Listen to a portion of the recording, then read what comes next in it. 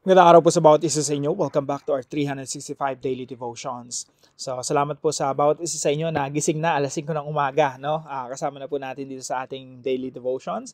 And salamat din po sa mga nagko-comment. Yung mga comments niyo po talaga very powerful. Words, pero very powerful. Nakakapagpa-motivate, nakakapagpasigla, nakakapagpasipag, no? Sa paggawa natin ng mga daily devotions natin. So, salamat po sa inyo. Now, tuloy po natin yung ating series po patungkol po sa harnessing the power of words. Yung words po, very powerful. Tunghayan po natin yan sa Proverbs 18, verse 21. Sinasabi po rito, death and life are in the power of the tongue. Sa pamamagitan ng dila, pwede kang pumatay, pwede kang bumuhay. Parang ganun po yung Pwede kang mag-build, you can destroy, you can heal, you can kill. Death and life are in the power of the tongue. You can speak life, you can speak death. Kaya po napakalaga na hina-harness natin. Pag sinabi po nating harness, kinokontrol natin, i-utilize natin, ginagamit natin para sa mabuti.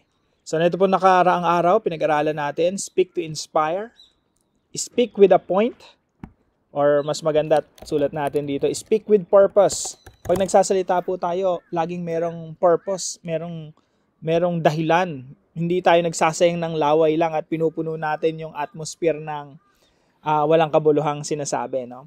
Speak with purpose. Speak from a pure heart. Number 4, speak the truth in love. And number 5 po, speak with integrity. Gusto po ba nating ma-harness, ma-control yung power of words? Speak with integrity. Alam niyo po, yung mga taong may integridad, pag sinabi po natin may integridad, ito yung mga tao na pinapamuhay nila yung sinasabi nila. So itong mga tao na to, very influential to. Ito yung pag nagsalita, papakinggan mo. Kasi alam mo yung sinasabi niya, pinapamuhay niya. Alam niyo po yung mga taong mahihina pag nagsasalita. Ito yung mga nagsasabing, ito yung mga, tatay, nagyoyosi, no? Sasabihin niya sa anak niya, anak, wag mo akong tularan, ha? Wag kang magyosi, wag kang magbisyo. Yung mga tatay ng mga andaming bisyo, to sasabihin sa anak, wag kang magsasabong, ha? Napakahina ng mga ganong pananalita. Pero yung mga taong ipinapamuhay yung kanilang mga sinasabi, sila yung very powerful. They can harness the power of words. Now, yung aralin po natin ngayon, matatagpuan po sa Ecclesiastes chapter 5, verse 4 and 5. Sabi po dito, when you make a promise to God, para po sa mga nangangako sa Diyos, don't wait too long to carry it out. He isn't pleased with foolish people, so do what you have promised. It is not good to make a promise and not keep it. It is better to make no promise at all. Kung mangangako ka sa Diyos, tuparin mo ito agad. Hindi siya nalulugod sa taong mangmang. Kaya tuparin mo ang iyong pangako sa Kanya. Mabuti pang huwag ka ng mangako kaysa mangako ka at hindi mo tutuparin. So dito po sa Ecclesiastes chapter 5 verse 4 and 5, yung pangangako naman sa Diyos kasi hindi siya required. Voluntary yun. So pag ginawa mo yun sa Diyos, yun yung mga time na bless ka sa Panginoon, pinagpala ka niya, o kaya mayroon kang matinding prayer request na sinasabi, Lord, pag ako nagkaanak, etong gagawin ko para sa inyo, iaalay ko yung anak ko sa inyo. Things like that.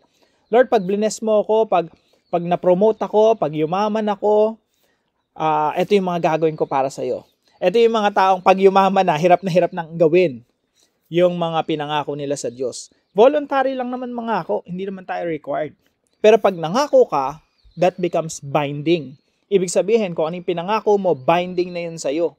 Kailangan mo to pa rin yun. Magiging batas yun na kailangan mong sundin. So sabi rito, hindi natutuwa ang Diyos sa pa-delay ng mga, pwede mo namang tuparin na yung pangako mo, hindi mo na, Lord, pag naging successful ako sa transaction na to, yung 20% dito, ibibigay ko sa isang gawain, na talagang nakakaabot sa maraming tao. Let's say, pwedeng orphanage or school or foundation or church activities. Tapos ikaw nga, nagkaroon ka ng transaction, naging successful, kumita ka, tapos minsan parang hirap na hirap bitawan. Sabi dito sa talatang ito, do not delay Don't wait too long to carry it out. Ibigay mo yung pangako mo, pinangako mo sa Diyos yun eh.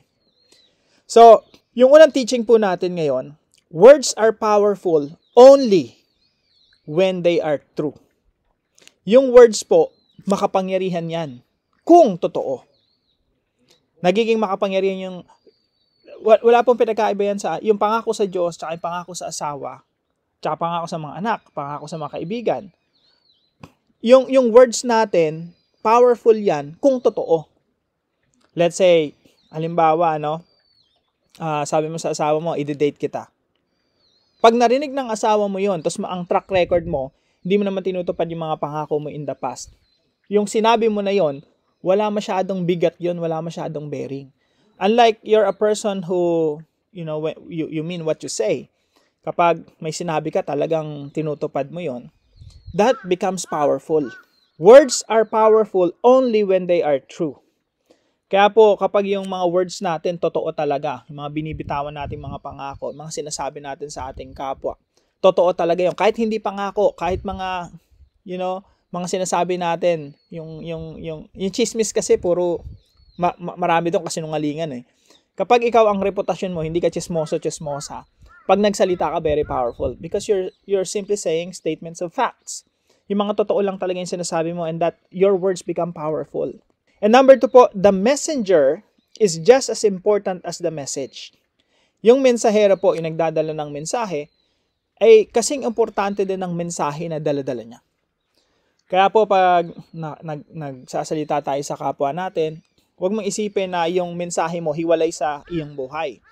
Sa makatuwid, tayo po dapat ay magkaroon ng integridad. Ano po yung ibig sabihin ng integridad? Integridad, ito yung ginagawa mo at pinapamuhay mo kung ano yung sinasabi mo. Do you want to harness the power of words? Be a person of integrity. Kasi pag ikaw yung isang tao na may integridad, pag nagsasalita ka, papakinggan ka agad. Alam niyo po yung mga napapanood sa movie, no? Yung mga kriminal, mga sindikato, yung mga boss ng mga mafia. Pag sinabi nung I will kill you, I will kill you. Kakabahan ka talaga ng husto, no? I will kill you, no? Kasi pag sinabi nila, gagawin nila. May respect sila dun sa mga mafia gang na yon, no? Now, imagine, lalo na kung yung mga masasamang tao nga, 'di ba, may word of honor. How much more kung tayong mga Kristiyano? Hindi ba dapat mas lalo tayong mayroong word of honor? Meron tayong integridad. Yung kung anong sinabi natin, katumbas nun yung pagkatao natin. The messenger is just as important as the message. Kung ano yung sinabi mo, puno ng katotohanan, yung pagkatao mo, puno rin ng katotohanan, you're a person of integrity. And number 3 po, a person of honor effectively harnesses the power of words. Kapag ikaw yung person of honor, man and woman of honor, ikaw yung tao na kontrolado mo yung words. You can use words, utilize words. Kasi, man of honor ka eh. Pag sinabi mo, gagawin mo. Pag pinangako mo, tutuparin mo. Kaya pag pinakinggan ka ng tao, pag tinitignan ka ng tao, you are reliable. Ibig sabihin, you are trustworthy. Pwede kang sandigan. Pwede nilang sandalan ang iyong mga salita. A person of honor effectively harnesses the power of words. Kung ikaw naman ay hindi person of honor, yung basta salita ka lang ng salita, hindi mo naman talaga tinutupad, o kaya yung sinasabi mo, mga chismis lang, hindi naman totoo, asahan mo, yung salita mo sa susunod, wala nang bearing yan, wala nang bigat yan, wala nang makikinig sa'yo. Pwedeng pinapakinggan kanila, pero they're taking your words with a grain of salt. Para bang, pwedeng totoo, pwedeng hindi. Walang bigat. So kapag ikaw ay person of honor, ang bigat pag nagsalita ka. Kasi papakinggan ka talaga nila at titingnan talaga ng sinasabi mo bilang katotohanan. A person of honor effectively harnesses the power of words. Kaya po ang gusto niyo pong pakinggan kayo ng mga tao, be a person of honor. Now, paano po natin to i-apply sa ating mga buhay? Marami pong application po sa mga verses na ito. So, pwede po nating pag-aralang mabuti. So, ilan po sa gusto kong i-share sa inyo. Number 1, promise only what you can fulfill. And fulfill what you promise. Hindi naman po required na mangako tayo eh. Pero pag nangako tayo, to pa rin natin. Promise only what you can fulfill and fulfill what you promise. Lahat po tayo dyan guilty, no? Pati ako. Guilty ako sa asawa ko, sa mga tao sa paligid ko. Napakahirap talaga ng, minsan we make, too many promises. Na-overpromise tayo, no? So, promise only what you can fulfill. Tansyahin natin kung ano yung kaya nating tuparin. And fulfill what you promise. Kung sinabi mong magbabayad ka ng utang sa Huwebes, bayaran mo sa Huwebes. At yung sinabi mong ba 300 utang mo, 300 yung bayaran mo. Wag kulang. Wag below the expectation.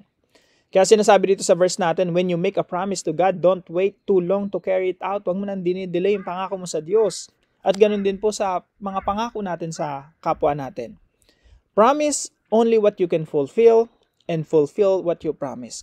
Pangako mo sa anak mo, pangako mo sa magulang mo, sa kapatid mo, o yung mga utang na dapat nating bayaran, no? Kung kailan mo sinabi, ganun, i-fulfill mo in due time. Pangalawa po, mean what you say and say what you mean. Kung ano po yung sinasabi natin, you really have to mean it, Mean what you say. Hindi yung sinasabi ng bibig mo pero iba yung sinasabi ng puso mo. Iba yung sinasabi ng isip mo. So when you say something, you really have to mean it. Mean what you say and say what you mean. At sabihin mo yung mga minimin mo talaga, yung talagang galing sa puso, yung totoong-totoo sa iyo. Yun lang ang sabihin mo. At you will be able to harness the power of words. Kasi if you don't mean what we say and we say what we don't mean, our words have no bearing. Walang bigat. So, alalahanin po natin, especially when we make transactions or when we make promises, lalo-lalo na pag wedding vow yan, pagharap mo na yung mapapangasawa mo, mean what you say and say what you mean.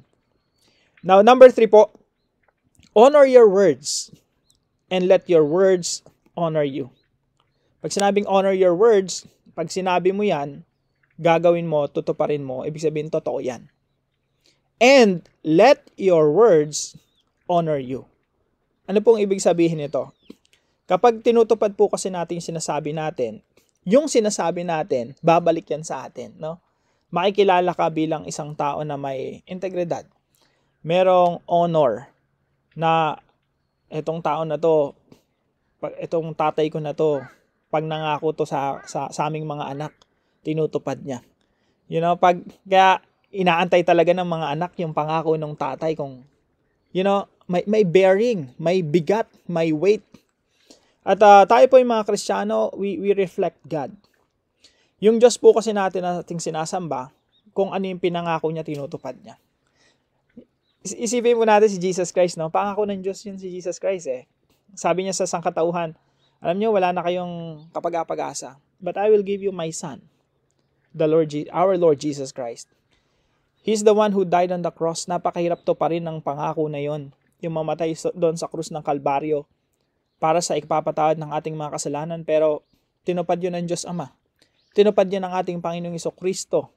Yung ganong kabigat na pangako, napapasanin mo yung krus kung saan ka ipapako.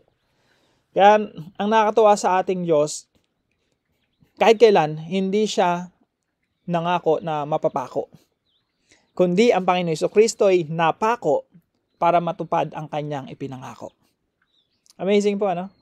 Yan po yung nire-reflect natin. Siya yung boss natin. He is our Lord. We are His followers. Kaya po, kung papanong man of honor si Lord, si Jesus Christ, ganun din po dapat tayo. Let's honor our words and let our words honor us. So ilan lang po ito sa mga application na pwede po nating isabuhay. I hope meron po tayong napulot at may a-apply talaga ngayong araw. Now, para po sa ating discussion, how can we improve ourselves as promise keepers? Now, para po sa ating panalangin, kasapin po natin si Lord right now. Heavenly Father, thank you for the gift of words. Help me to use them with sincerity and care. Teach me to speak with purpose and to honor my promises. May my words reflect truth and integrity, and may my actions align with what I say. Make me a person of honor who inspires trust and confidence in others. Guard my heart so that my words flow from a place of love and truth. Lord, help me to remember that my words hold power. Let them glorify you and bring encouragement to those around me.